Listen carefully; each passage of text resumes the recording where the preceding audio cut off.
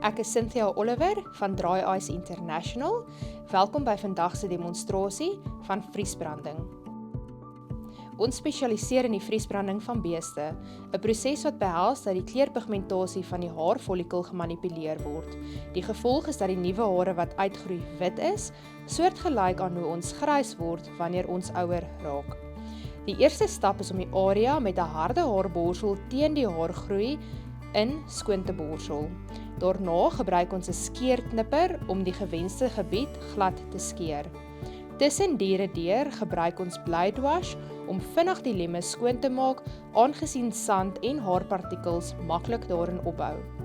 Ons vee die area dan af met 'n klamlap wat isopropiel alkohol bevat.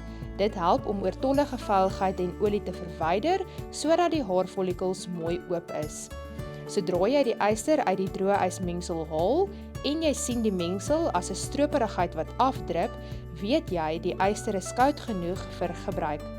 Die eerste verkoeling neem so wat 30 minute.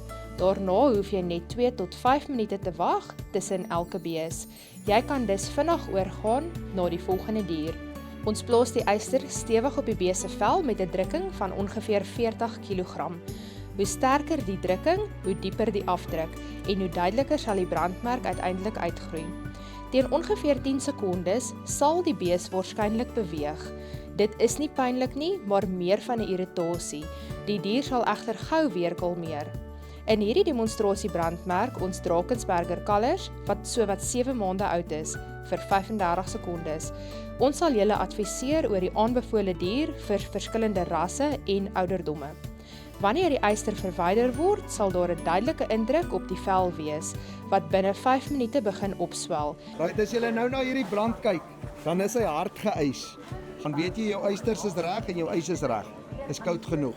Die brandmerk word dan binne 30 tot 40 dae volledig sigbaar.